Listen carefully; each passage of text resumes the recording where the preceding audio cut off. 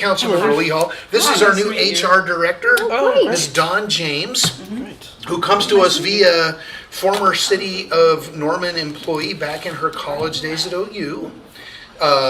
Worked for Sonic Corporate here in Oklahoma. And Coca-Cola. And then was in California working at Edwards Air Force Base on the private side of what they do on the Air Force Base, and could not wait to get back home with us. So wonderful. We are fortunate, and welcome to your first Finance Committee Thank meeting. you. So. Do we have assigned seats here? No assigned seating on this one. So, anywhere? You want me to sit here? Seriously? Totally up to you. Okay. I doubt any other council's coming. Yeah, so So join usually us. council sits at the table? Yeah. Okay. And And whatever normally- staff is presenting.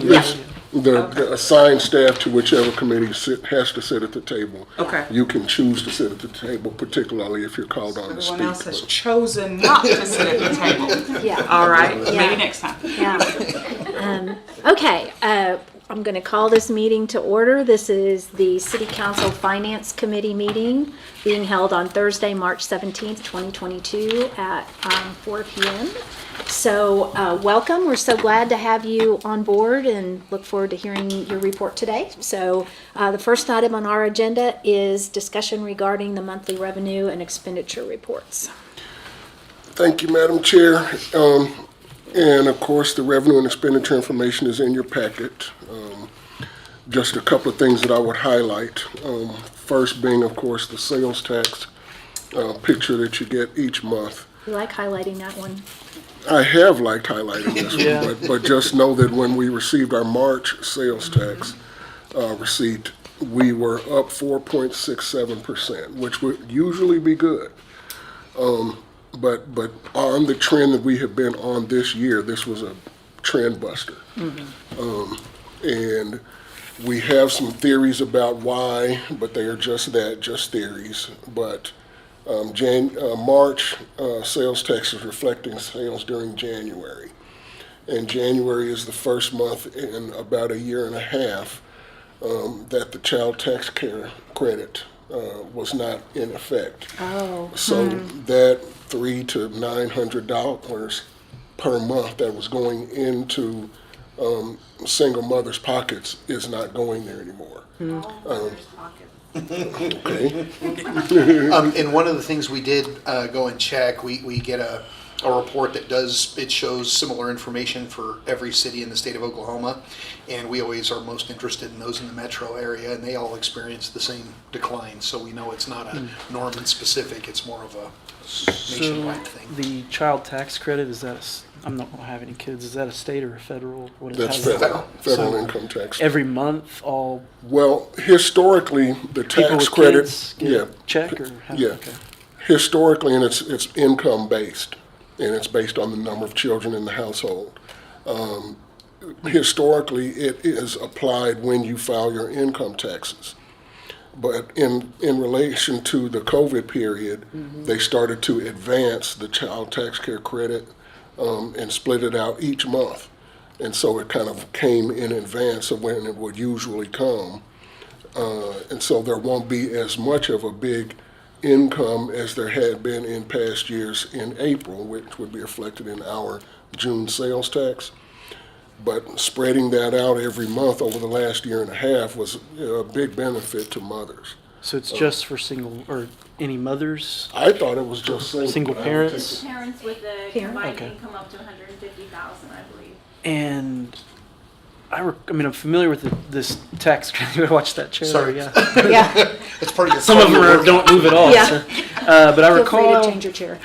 it seems like recently was it an Oklahoma thing or under the previous presidential administration where there was discussion or even movement on eliminating the child tax. There was a discussion of that, but it never got any traction in Congress. Okay. So again, that's speculation, but that certainly is a contributing factor, and we'll continue to monitor it. The fiscal year to date, we are of course continuing to be up, and that's reflected here in the table that you see that compares us to the other cities in the metro area and in the state. And as Darryl said, we're up about 21.6% for the year, which is great. But that's down. That's coming down. And we suspect that it will come down again. My own gut feel had been that we would start to see this trend being busted in May. Because that's when my take on it had been people started to get back out when vaccines for COVID became available. And so I think that's going to exacerbate what we have already seen. Now, will that mean that we're going to be up 4% per month for the rest of this fiscal year, or will that mean that we're going to go negative? I don't know. But I certainly don't expect to see any 20% anymore. That was unprecedented, and I think that trend is over. And that's really what you have been cautioning. Yes, ma'am. That's why we have tried to. Yeah. We've tried to encourage everyone to not think this is real and to not think that we can add a bunch of ongoing expenses related to that. We did have this bubble, we benefited from it, and council made some very prudent decisions to keep that money in fund balance, maybe do some one-time things, but not to think that this is the new real, because it's not. Yeah. So I can't say I'm surprised because of what you have been bringing forward to us now for the last few months, but that's a pretty big drop. Yeah. It's kind of interesting, and I told several people this because, Normally we would look at that and historically go, speaking, I'd be, yeah, 4%, we're good. But now we're like, oh my God. We're right on target. Oh my God, 4%, we're dead. Yeah. Well, and it looks It's all like relative. looks like we came in at 4.6%, but Moore is 1.2, Edmond 0.3%. Midwest City down almost 5. Yeah, we held our own. Lawton up 19. That's pretty interesting. Yeah, and But again, I always try think to theirs look was at those probably year-to-date low. figures, Yeah, because right. that's a longer take on the trends. But again, relatively speaking, we're doing very well compared to the other cities in the Yeah. state. And that's really holding. Almost 5% ahead of Moore. Yep. I do suspect that by the end of this fiscal year, we will still be well above our budget projection, so that's a good thing. But just, now I'm getting more and more nervous about where we're going. Yeah. And I just don't know. And that's the most uncomfortable thing for me, is that Yeah. I don't know. Well, I have appreciated your caution all the way along to celebrate while we could, but that this was not anything that you were predicting as a long-term trend of any kind. So appreciate your input on Fun that. to be able to brag about it to some Yeah. folks. Okay. On the expenditure side, a couple of other clouds in the coffee that I would just, as we are preparing for the fiscal year 22-23 budget, that we have had some warnings about. We know that the gasoline and diesel and fuel increases that we are seeing nationwide will impact on us. We have several fuel-dependent operations, police, fire, sanitation in particular. The Fleet Management Division is predicting that there'll be about a 30% increase in our fleet fuel budget for next fiscal year. That gets charged out to all the departments that use the gas. So that's going to hit the budgets, and it's going to hit the budgets in a negative way. Councilman So Holman. it should be breaking sometime soon, right? I mean, the price per barrel has gone way down in the last It few has, and even prices at the pump on the Walmart neighborhood store with the gas station out where I fill up frequently, it's down 10 cents this week. So I saw it up to, approaching $4 a gallon. That was back to $3.66. So that would be a wonderful thing if we've already seen the peak. And we avoided $4, that would be huge for us. But I mean, it's something I check every single morning. That's turn on the computer and go look at oil prices for the day to see if that is kind of stabilizing. It doesn't I don't seem think to the be a- Yeah, demand and just has remember, if changed. you're paying $3.75 at the pump, we're paying about $2.60. We get a discount because we're a bulk purchaser. But just know that when the peak, we were, it was up 60%. So where they're projecting a long-term increase of about 30%, that is down from the peak, but it's still a big increase in the cost. We'll also see natural gas prices increase and electric prices increase. The deep freeze that really negatively impacted Texas when natural gas prices just went up several 100% in the course of a few days. The public utilities have gone with rate cases to recover those losses, and they're trying to spread that loss out over 26 years to keep the impact as low as possible, but we will see some impact on our electric bills and our gas bills. Yeah, and interestingly, where they're doing that surcharge was based on what the individual consumer's behavior was during the big freeze of February 21. And of course, they encourage you to conserve during that period, and a lot of folks did. A lot of our operations did. But where we're really getting hit is the street light, which is our biggest electricity account in the general fund. Because we didn't turn off the street lights during the traffic big signals, freeze. you mean? Yeah. Or traffic Yes. signals. So the surcharge that they're charging based on your behavior during February of 21 is really hitting our street light account hard. So the street lights or traffic lights or both? Like street lighting? Yep. Yeah. Thought Okay, street just to lighting make was sure I'm a- understanding you. Yeah. thought There's a streetlights big- were an There's a OG&E. big They electricity own account. they own the But I thought asset. is it because we don't have an agreement right now? Because No, I thought we no. got a rebate No, that you're talking covered the about full. maintenance. Yeah, we get about The difference is $600,000 But I recall a year. them saying that basically the cost of the electricity to power all the streetlights, not the traffic signals, but the general streetlights, that we got X amount back because of our franchise agreement that basically was more than enough to cover the cost. We of get those. so many kilowatt hours to apply to our whatever account we want to. Because their pitch in And getting yes, us to renew we was have that you don't have to applied pay those. for power, basically, for your lights. We've applied that basic kilowatt hour to the streetlight account, Okay. but that has nothing to do with how much we get billed. Okay. Okay, so the amount that we have to pay, less the kilowatt hour discount, is still going way up. The biggest hike is gonna hit the lights that are paid from our traffic division. So it's probably traffic lights, they're doing a 30% increase. Well, But the get those street- roundabouts in. Yeah. Yeah, there's probably never been a better sales pitch than all the lights. Electricity disappeared. saved, and they function in a blackout. I would say take out the lights entirely, but that's just me. Don't have to have one every You 5 heard it feet. here. Another thing, we're having a that's big really increase interesting. in our Yeah. health insurance claim costs. That's related to COVID. Again, we hope that will be a sort of a short-term thing, but our consultants are recommending that we increase our health insurance premiums to maintain our fund balance in the health insurance fund. And what we saw there was, of course, we encouraged employees to get vaccinated.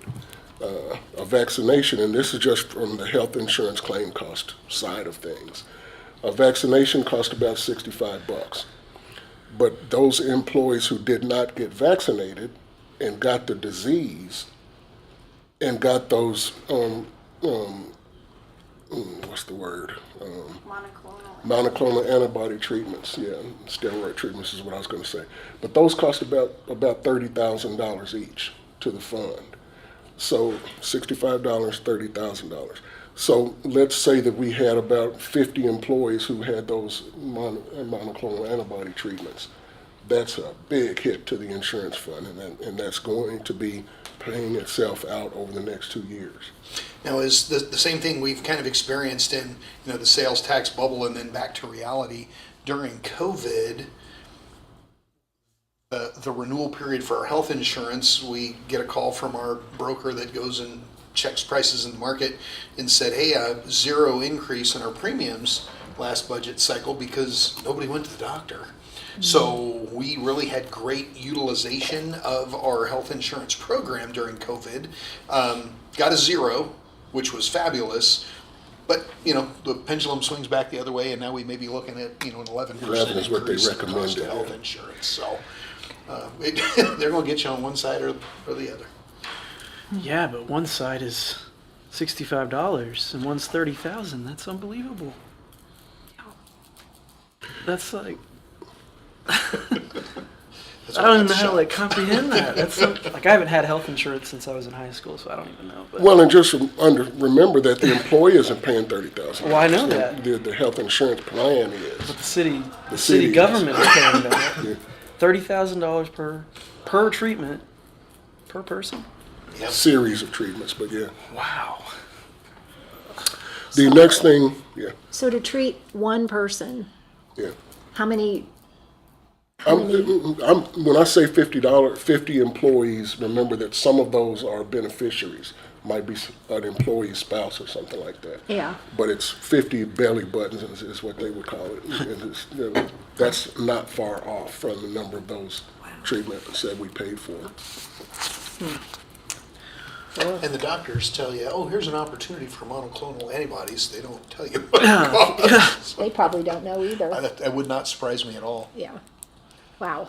Well, I don't get vaccinated. That's the Next thing is the vehicle replacements. As we are budgeting for next fiscal year, the Fleet Maintenance Division, there's a huge increase in just, here's a police car last year, that cost $45,000. Next year it's costing $72,000. And so the number of police cars or other equipment that we're able to replace with this fixed amount of money goes way down. Street sweepers that cost $180,000 are now costing $370,000. Dump trucks that used to cost $100,000 are now costing $300,000. So just know that the problem that Sean O'Leary always talks about, where we need to be having more money for vehicle replacements, that problem is going to be worse. And so what are the factors that, is it supply chain, lack of material, all of the above? Yeah, it really is Okay. an all of the above scenario. One of the key components, everybody is talking about a chip shortage that impacts lots and lots of Yes. industries. And is that still a thing? It is a real thing, especially in the automotive industry, in like the state contract for buying Fords. The state contractor said on an average day 2 years ago, we would walk out on the lot and there's 150 Fords on the lot.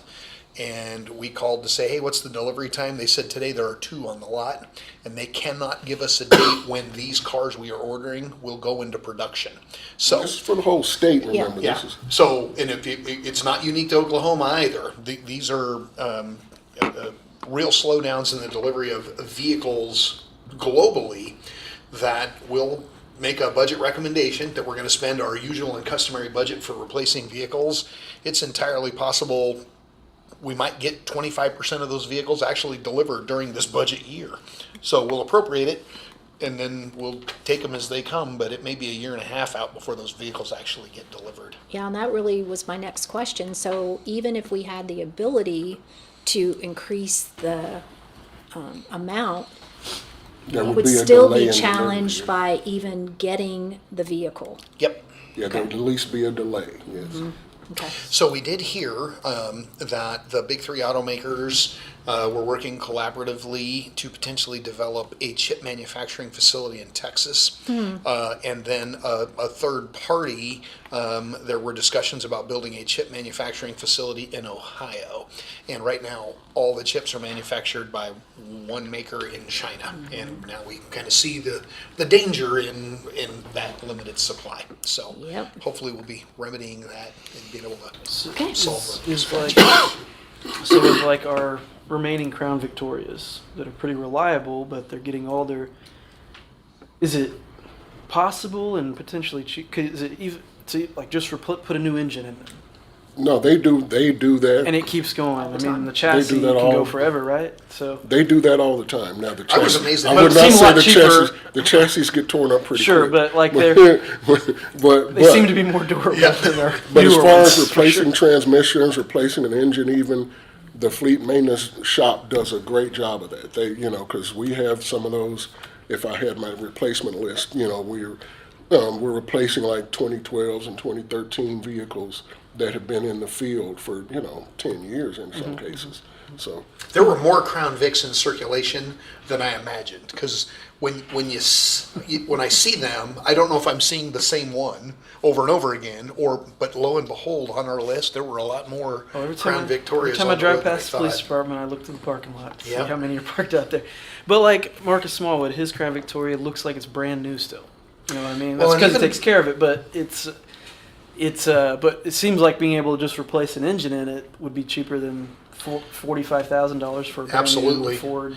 The shop superintendent, and he makes the recommendations on which ones need to be replaced next. And he's still identifying newer non-Crown Victorias be replaced before the older, just super dependable workhorse Crown Vics. To So, keep them going. I wasn't asked because I do follow this. There's a couple YouTube channels that are police officers. There's a sheriff in Minneapolis. There's this police officer in Logan, Ohio, just a small town, but he has a live cam while he's on patrol. It's just like live on patrol. And he talks and stuff, and it's really just him driving. You can see the road, Yep. him talking behind the thing. Sometimes he switches it around and he'll talk into it. But he right now is driving a Tesla. It's a pilot that for some reason, they gave this town a Tesla police car to try out. So he's driving one of those right now. So the electric car manufacturer Canoo that the governor touted at his last visit to the airport, the president of Canoo showed up here in Norman and just said, we wanted you to know that we'll be working with the university on research and development opportunities. Great. Manufacturer, the facility is to be located in Pryor, Oklahoma. They said they've got headquarters in Bentonville, Arkansas, because apparently the Walton family are huge investors in the Canoo effort. They asked if they could meet with Mr. Mike White, our fleet superintendent. They are interested in identifying how an electric vehicle platform could really meet the need for municipal fleets. And we said, realistically, the majority of our fleet never leaves city limits. So if it can go 300 miles on a charge, we're never going to run out of battery. And they have flexibility in the type of vehicle. They said their price point was geared to be about half of the Tesla price point. And they have a pickup vehicle, they have a van vehicle, and a sedan vehicle. And I thought, for what it costs to buy a wide variety of our fleet vehicles that are not specialty equipped, that an electric solution, I think, is very viable. From the police department's perspective, nobody's a big fan of high-speed pursuits because there's a lot to risk and usually very little to gain. Electric cars still accelerate very quickly. But, we're not going to get on the freeway and chase somebody to Dallas, Texas. That doesn't really happen We had anymore. Chargers before. Yeah, Really. and so I think we're going to see that market emerge. There has also been a lot of discussion with a federal interest in expanding hydrogen fuel vehicles, and they're putting out billions of dollars available for states to compete to obtain grant money to advance hydrogen fuel vehicles. The beauty of hydrogen vehicles is the exhaust is water. And Oklahoma, I think, paired up with Arkansas and applied for some of that research money. So I think, the fleet, it's very possible the long-standing big three automakers, they might wind up pricing themselves out of the market, and the competition's gaining on it. Well, Officer Michael Robertson, who does our drone stuff, he and I were at an event on Sunday on Main Street, and we were talking. He was telling me that he really liked the idea of electric patrol cars, and he thought that we were getting some hybrids or something like that, perhaps. I'm not sure, but that there was either discussion or that we were actually getting some. Yeah, Mike Waite, he's indicated that there's fuel issue. a Ford hybrid. He said the maintenance interval is, you touch it once every 10,000 miles, which is a great improvement over the old standard, just internal combustion engine. But with a V6 hybrid electric combination, they said you honestly can't tell the difference in the performance, and you get a lot more, flexibility between both energy sources. So I'm glad we've got people who live in that space, and they're wide open to the opportunity of our fleet looking completely different 10 years from now. That's the way we gotta go. Looks like The other shocker, and this is in my new friend and HR director's bailiwick, is we have still not settled our contracts for this fiscal year with the police union and the fire union. We have raises on the table with them, and I'm assuming from a budgeting standpoint that we will get those things settled this fiscal year. And just understanding when we do, there will be a big retroactive payment that we're going to have to make. And so where you're seeing these, we're doing really well on the expenditure side for salaries so far. At some point, there's going to be a lump sum that's going to bite deeply into that. And just keep that in your mind, and keep that in your mind. We do believe the outstanding issue has been addressed. We're waiting for a vote from the membership, which we don't think has taken place yet. So For both police and fire? Okay. What was the issue? Are you able to say? it was geared around a longevity formula. And Oklahoma City does it one way, and we do it a different way. And there's definitely distance between where we are in our longevity component on the salary piece for police and fire than where Oklahoma City is. But Oklahoma City does it in a very unique manner. It's definitely not the usual and customary way for the state of Oklahoma. So we're doing it the way most agencies do it. And we recognize there, is an opportunity when we talk about retention and recruitment. We definitely want to be competitive. It is in our best interest to remain competitive. And just a matter of, do you want it on the salary schedule where every, sworn officer benefits from it, or do you want it more heavily weighted on those who stay with you for the long run? And from my perspective, whatever they want, as long as it fits within our ability to pay, I don't care how they want it. I just need to make sure we can afford it into perpetuity. So for the record, and anybody listening or watching, I know the answer to this, but has the city council and mayor been involved in these negotiations at all? Absolutely not. And that's the way our charter is kind of set up, to make sure that those issues do not become a political issue. So would it be fair to say anybody running for office that says they're going to have some sort of impact on that probably wouldn't be an accurate description of the job? And I would ask Catherine if there's a charter provision that would preclude that kind of participation. It's come up before, and it's always been like, Yeah. no. No, we don't. We wouldn't allow that. That would get you guys into trouble with the charter. The role of council in union negotiations is to appropriate the funding. Whatever's agreed to. So any update you get is related to that bottom line funding dollar figure. And I expect as we get closer to a settlement, you'll be hearing about that. And We hope to hear something next week. yeah. But up to this point, the council and mayor have no involvement or sway in these negotiations. Thank you. That's really all I had. I would just, remind council going forward, we are in the throes of the budget process for fiscal year 23. Even now, I feel, Kim, like, get out of here. I got to get back to work.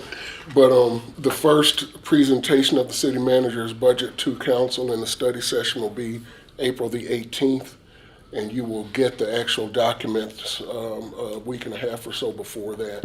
And we'll start to respond to your questions as you're reading through all of those documents. We, and of course, when we hand you a phone book, recognizing that Kim lives in the phone book and really understands how the numbers have changed over time. Most of us live in our pages of the phone book. And when we talk about, okay, community and council, our ability to highlight for you what is different between the budget we're living in today and the budget we're going to propose for your consideration going forward, that's probably the most effective use of everybody's time. These are the differences in our revenue projections, and we all know why. And these are the differences in our expenditure requests, and here's why. So the ability to kind of highlight what's changing, what are those trends looking like. We know the level of service we provide is established by the city council, and you guys say we need more parks and we need less. Less street maintenance, more parks. You'll see those trends and changes, but we build budgets based on past recommendations and past practices of council, recognizing what your stated goals and objectives are, and our goal is to make sure we budget to account for in the implementation of your goals and objectives. Have we talked about hiring bonuses or retention bonuses at all? So we One-time think expenditure type stuff? the difference between the hiring bonus and the retention bonus, definitely more favor towards a retention bonus than the hiring bonus. When you think about some of your sworn personnel that, I mean, through the highs and the lows and the COVID and everything have been with us, to reward somebody who may have been living life on the beach during those most tenuous times, show up and here's a bonus, go buy a new jet ski, would definitely not sit favorably. We think the ability actually for us to invest in our recruitment processes, and one of the things that we're really fortunate with Dawn and with Tiffany, our new Chief Communications Officer, to help us reach further into populations we just may not have been able to hit before, use social media like LinkedIn to highlight why Norman is a great place to work. And the key reason this lady is sitting with us in the interview process, and I think this was a huge benefit of grabbing Dawn from the private sector, the recognition of the total reward for employment with the city of Norman. And when she made that statement, I thought, oh, do tell. What does that mean? Because we don't talk in those terms, and we need to talk in those terms, because the total reward of employment with the city of Norman is far greater than, here's the salary schedule, and yeah, you're going to get some vacation. It's a much bigger picture, and I think it is valuable information for young employees and seasoned employees when we're trying to pull them in. So You'd have to go back maybe decades to the last time anybody was laid off here that I know of. I know there's been furloughs. No, there's not been I mean, furloughs. or almost maybe back in 2009 or something. But to me, I've always viewed like a city job, like in Days Confused, like I'm gonna get a job with the city, is that it's like a secure, like job security and good benefits. Yeah, that's like what I like to tell kids, that are looking what their career path might be, and I talk about the city and various city jobs, and I say cities don't go out of business. Yeah, they don't run on profit, profit loss deal. now we have slowed down our hiring at times, and that's kind of the control rod to make sure we don't hit bottom.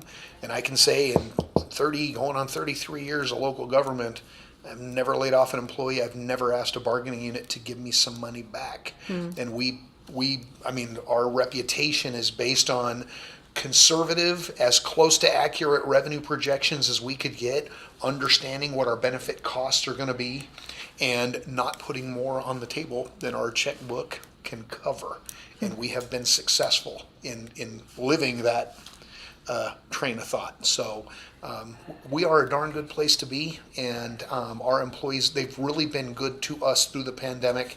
When the pandemic started and we met with our bargaining units, and they said, how about we just take a zero this year because we don't know what's going to happen. And they helped get us through, and we're attempting to make that up this go around, but Norman really is a good place. And it's important to recognize that too, of what our unions did. A lot of people forget we did do the bonuses. We did a CARES Act bonus for employees who were considered essential, which was kind of everybody. And then we did the vaccination bonus. So yes, we have done those retention bonuses already. A lot of people forget that. The hiring bonus part, I kind of was maybe more specific to police, just because of how difficult not unique to Norman, but how difficult it's become to recruit police officers. Yeah, but just in- understand what Daryl is saying, and that's echoing the chief's words, that would just really upset the folks that are already in here. there. Now, we did look at Oklahoma City,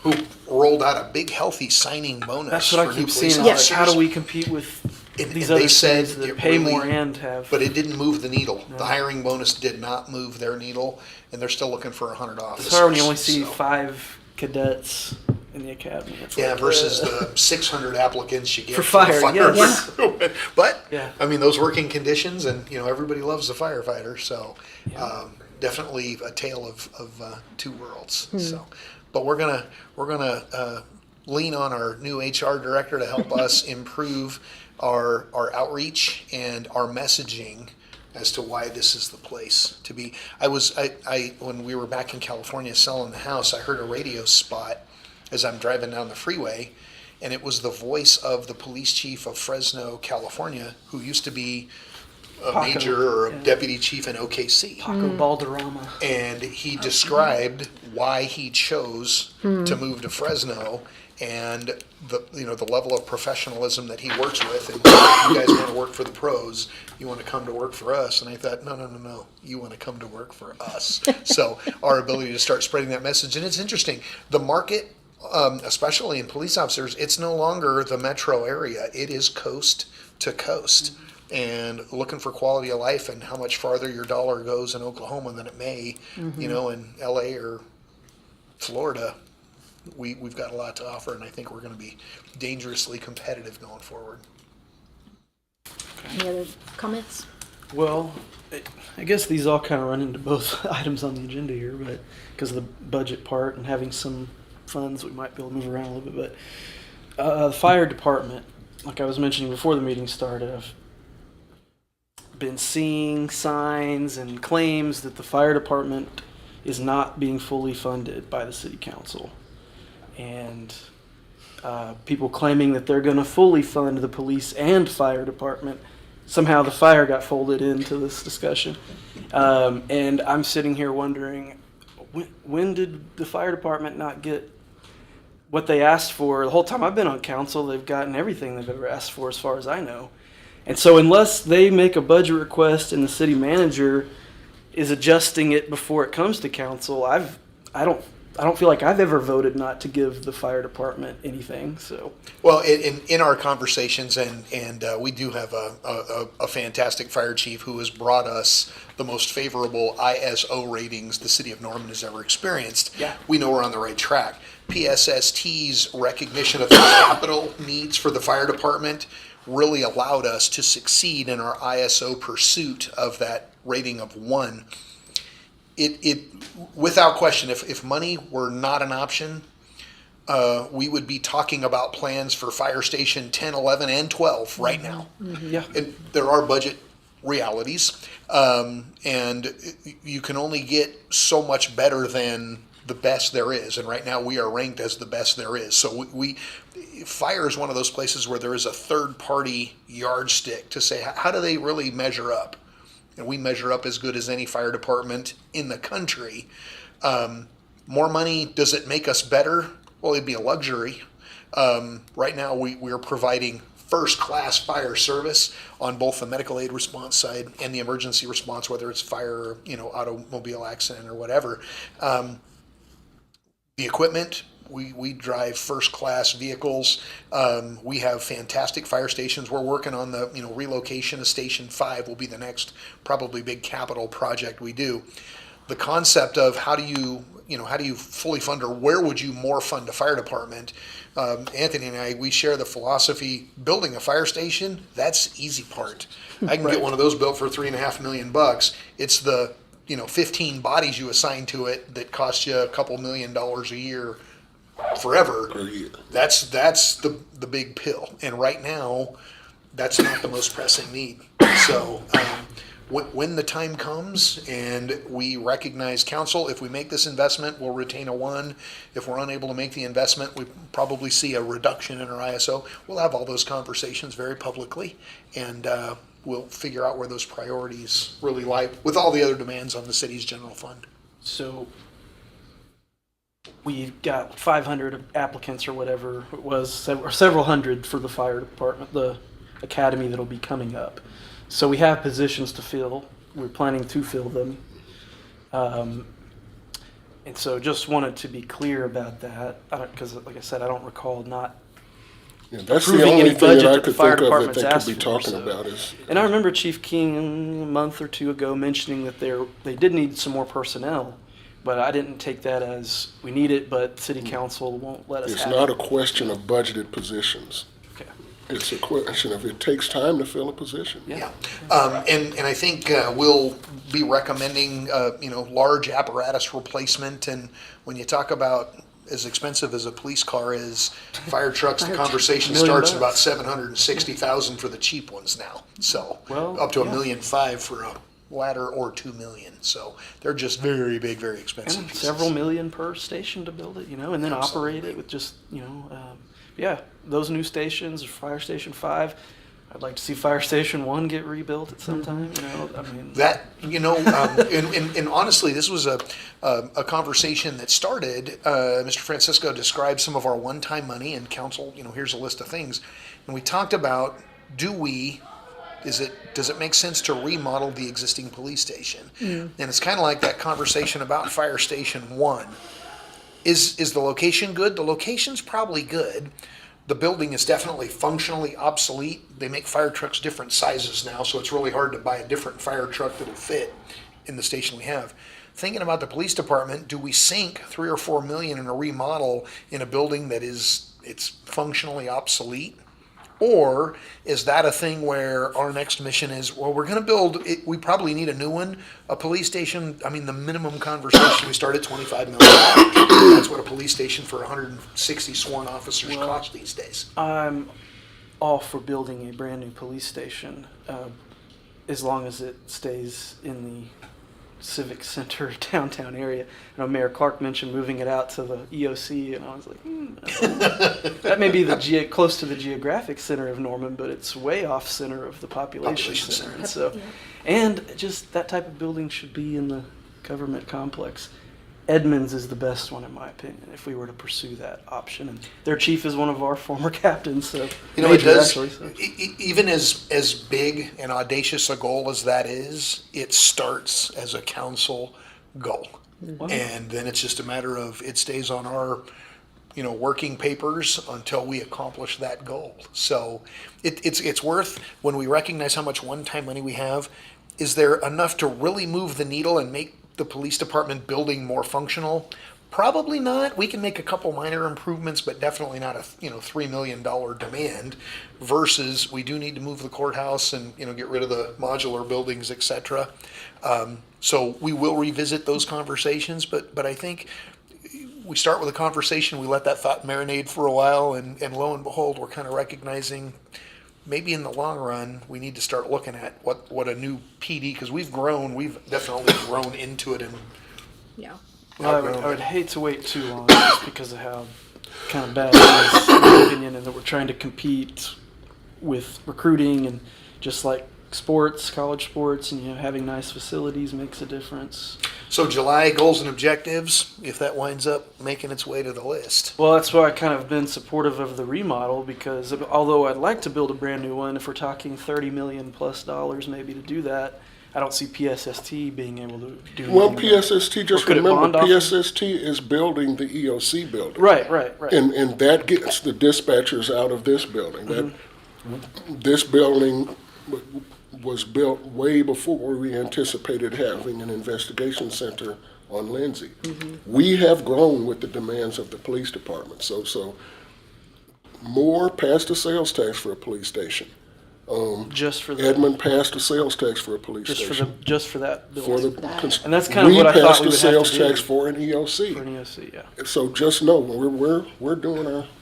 So it'd probably have to be like a bond, though. And whether it's even a potential Norman Forward 2 kind of a project. I think the ability for us to begin to start the community conversation on what the extension of how many years left do we have Norman Forward? About 8 years. No, it's permanent.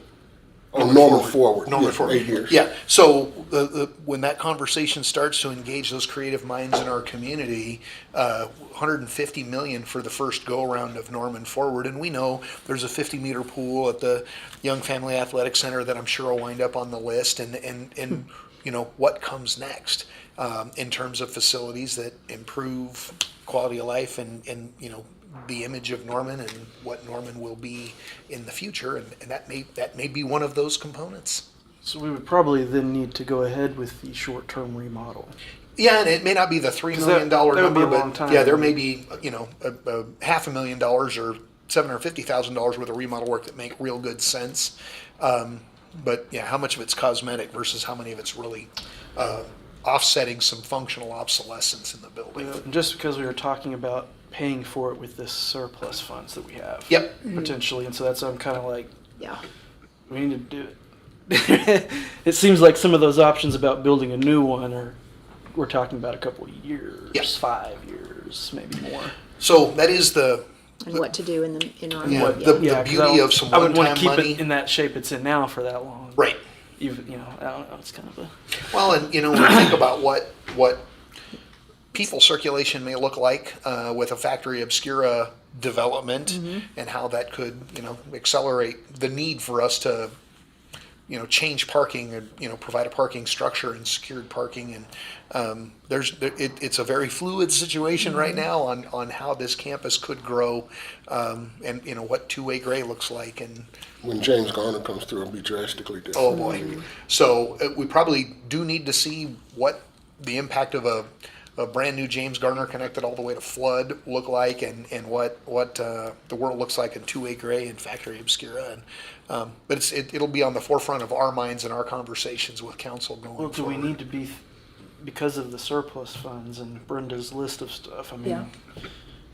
do we need to make the decision about whether to use it for that remodel? See, now? I think Brenda would say that building C is a higher priority than building B. Well, because we got to do that one before we can really. Yeah, the dominoes. Yeah. Yes. Right. So, and of course, Anthony would never complain if that money sat in fund balance while these other things sorted themselves out. He would sleep very comfortably knowing. Just to make sure, yeah, we're not under any It's always pressure to available spend to you. it Correct. or anything. But so I do support. Like, just reiterate, I do support building and pursuing the idea of a new police department. Yeah. But in the meantime, I would support remodeling whatever's necessary with that building too. To And make where sure does that it's- fit into the priorities of all of the other Exactly. needs? Yeah. Because the municipal court thing's been at the top of my Right. municipal complex list for years, and so. But And for we have one long-term very happy planning, probably court want to clerk. add it to the list to start thinking about. Love it. Okay. Do we have a timeline on the E EOC? Hoping to be out to bid in the calendar year. We're seeing this with architectural firms Yeah. all over the place, changing staff kind of in mid-project and wanting to go backwards, and we're not letting them go backwards. We are moving forwards. And it's the demand for all of those professional engineering and architectural services, especially in light of the oncoming package from about $1.2 trillion, that it's just a matter of making sure we stay on top of our consultants to say, we got timelines, deadlines coming up, here's what we need, and we're Wow, gonna we're just push feeling hard. it everywhere, aren't we? Absolutely. This is the honest to goodness though, the good kind of pressure. Yes. I would rather feel this pressure and the need to, push hard on our consultants than to be struggling to figure out how we make ends meet and, make sure our budget's balanced. So, once in a career opportunity right here in front of us. Anything else? That's Okay. it. Any other parting words of wisdom? Okay. I'm done. Thank you so much. Thank you all. So our second agenda item is the submission of the report on open positions. So, Ms. James, take it away. Do you want, what are you guys used to? Just mostly a summary, I would say, or just anything you would like to address to On the... day 4, Yeah, on Yeah. day 4. Yeah, So every department needs more people. yes. They're all overworked and underpaid. The top group are the ones that they are actively recruiting and trying to fill positions. And some are more challenging than others.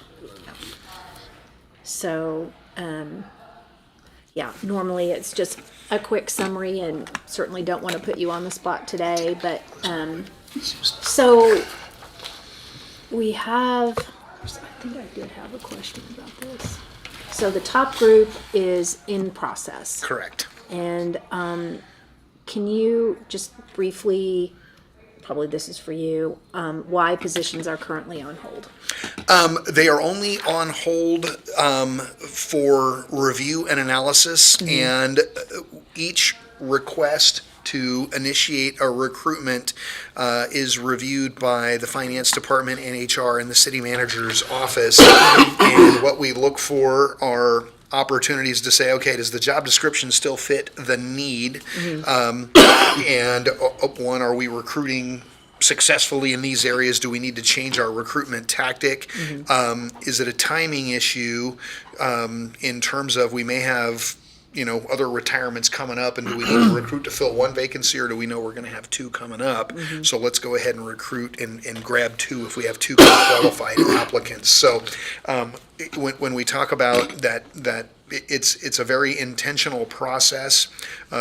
We want to make sure we are not understaffed, not overstaffed, but accurately staffed to fit the service demands. And even in conversations, we just brought on board our new and we don't call him an herbalist and we don't call him a naturalist yet, but Tim Vermillion's replacement, Urban forester. our urban forester, came on board the same day, or the day after Don came on board. So brand new, and Jason's working him through the system and getting him all teed up. But we spent a lot of time talking about that job description and recognize, we need that skill inward facing.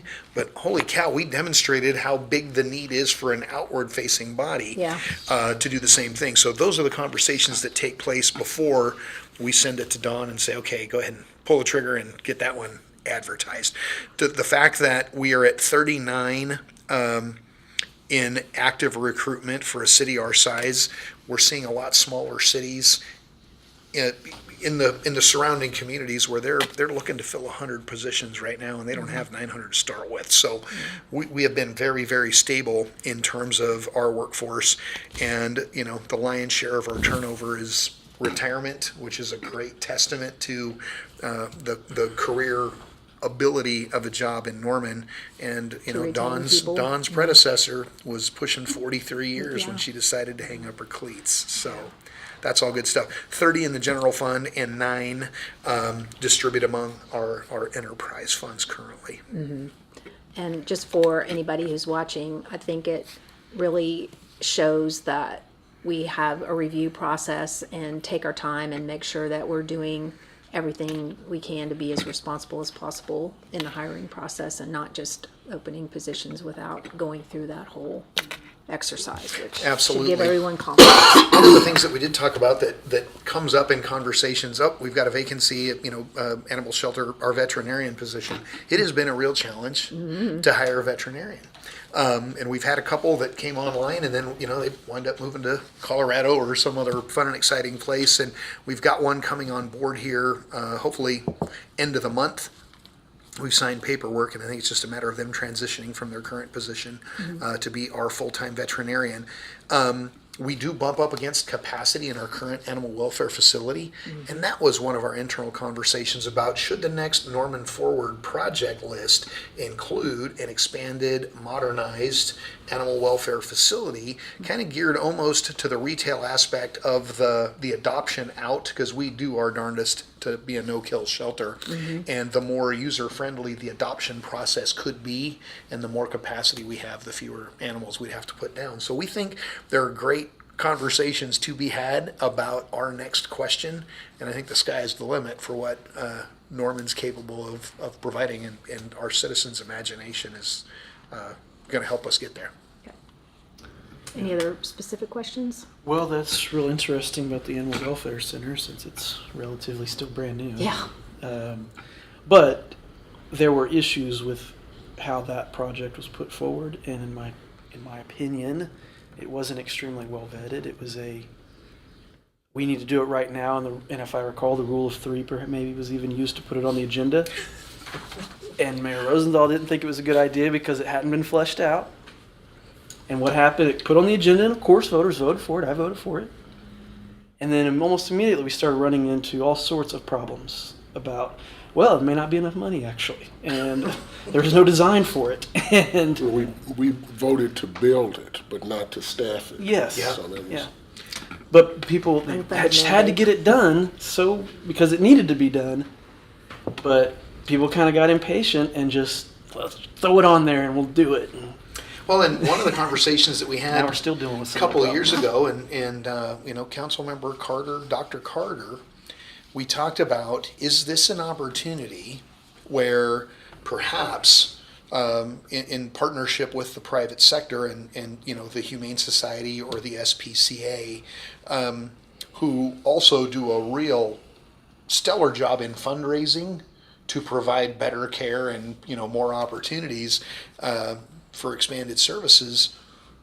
There are folks in the private sector and nonprofits that do that a lot better than we do. We don't go out and raise money well for operations. And I think, when we talk about what could the future look like in the world of animal welfare, think about some of the cases where we've had to go in and rescue, 350 Yeah. exotic animals from one property owner.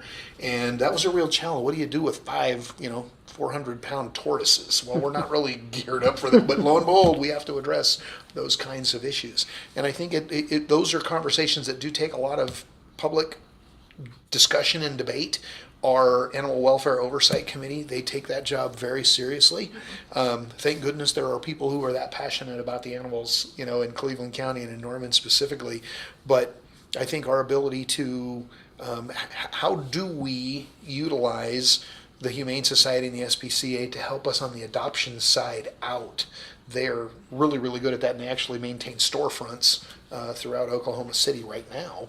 And the faster we can get them quarantined, healthy, and available for adoption, the better off we'll be. There always has been some contention about Yeah. the police department running the animal welfare center. I guess that's not common, maybe. I've seen Because it. they are cleats, or because they carry guns. I guess that's been part of the reasoning, is that they're cleat certified, or I'm not sure. Animal control versus animal welfare is what you're. Yeah, yeah. And it all fell under one division in the police department, but it literally could be two separate functions. And there are situations where there are dangerous animals that do need to be collected in the community and then brought in, versus the care and then the adoption, whole separate process and skill set for sure. So It does maybe seem to be a we lot do of one part and private sector might do another part. difference of opinion on the best way to go forward. So we haven't hit that Sweet sweet spot yeah. of consensus just yet, I don't think. So, So generally, positions overall, I know one of our police officers that lives in my ward, she just left to join the fire academy in OKC. So, nothing we can do about that. I don't think Yep. she wants to be a firefighter in OKC apparently. And so, I guess, is this an accurate number of vacant positions in the police department? Yes, And we're trying to fill them. yes. Yeah, and I know they're Remember that in police and fire, you have to have 10 to present an academy. And that's why right now we're advertising for firefighters, because we have enough vacancies to fill an academy. There's got to be 10 vacancies to start a. Yep, because we know During the period that they will be training, and we'll start, if we need 10, they may put 12 in the academy, and just, statistically speaking, a couple of them won't be with us at the end of the academy, and they try to take into account what their experience has been in the last several academies, just to make sure we can get as many on board as we can. And the thing we will always stress is, especially when it comes to public safety, quality is far more important to us than quantity. And there is nothing more expensive than a bad hire in your public safety service group. NYPD has 40,000 police officers. Isn't that mind-boggling? Yeah. Like, small cities population. LA is the second largest city, and they have 10,000. So just think of how much of a difference that is. Wow. Yeah. So, How do you manage? how do you manage 40,000 police officers? They have like 100 precincts. But so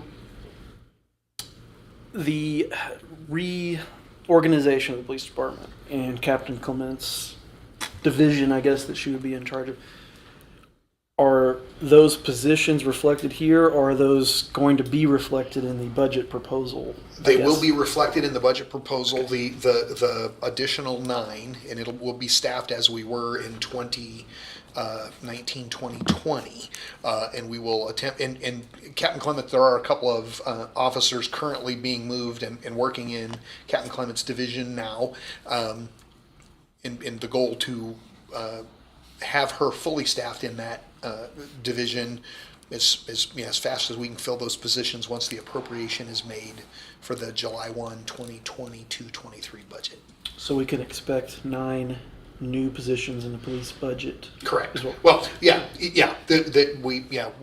we were here, we lost 9 sworn, and we'll be back to. And that's in addition to the vacant ones in this list that we're trying to fill right now. Correct. Yeah, we're not actively recruiting for the.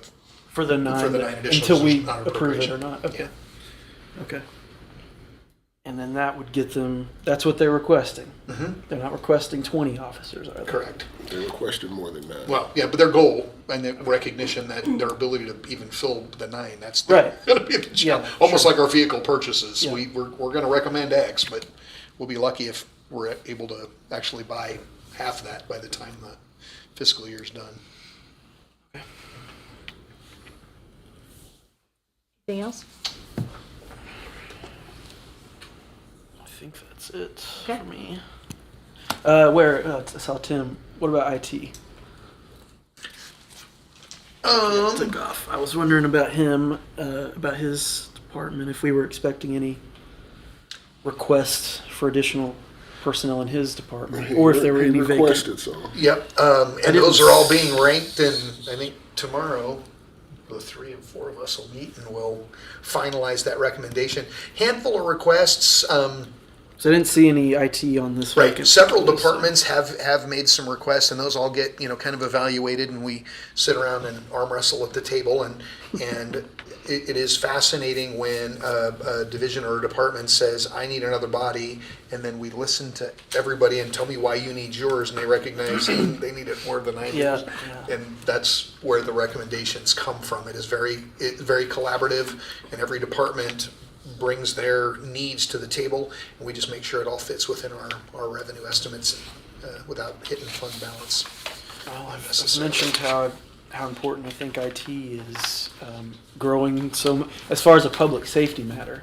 Boy, howdy, the so- security side, Yeah. and every Wednesday at our staff meeting, we talk, each department talks about issues that we all need to know about, and we start off Tim's conversation with, okay, Tim, go ahead and scare us again, because that's the way the conversation goes. The security, and we have been fortunate, Tim has some very skilled IT security professionals, and they know things none of us ever contemplate.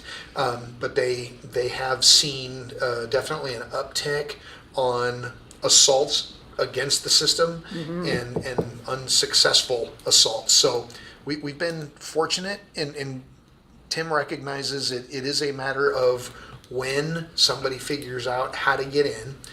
Are we backed up? Can we restore our systems in an efficient manner?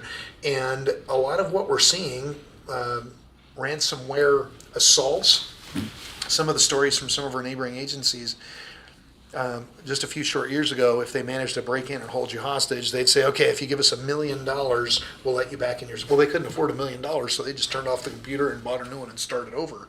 So now some of the ransomware attacks are, well, how about $25,000? So, they've tried to change the business model so that they could actually make more money. And it's fascinating. Charlotte, to I watch. think, is the biggest city I know about that had that breach a couple of years ago. And it 2-3 tells you, years they ago. have a huge staff. We're held for, the city was held for ransom. Yep. The whole city system or something. I think they were asking for $5 million to get out of that one. So Tim, that's what keeps Tim up at night, is the opportunity in the technology on the hacker side. Is it used to be, well, somebody had to open an email and click a link or open a thing, and they said now if they can figure out how to get an email into your system, you don't even have to open it, and it can start doing its thing. Wow. So Wow. they're far Well, more that's sophisticated. terrifying. Yeah. Yeah, because we get Oh, still spending all day long. Oh, we spend hours delete all day long. Well, those are the positions, I guess, that have maybe the highest concern as far as public safety, though. Anyway, but yeah. And those professionals are in high demand, and he's hired a couple that were with us for a couple of weeks and got lured away by Wow. bigger agencies with bigger checkbooks. So Job security. They come, they go. absolutely. We hope they stay a long time. So, well, thank you and welcome aboard. Happy you to very have you much. here and look forward to hearing from you in the coming months. So, any other final comments? Then this meeting is adjourned.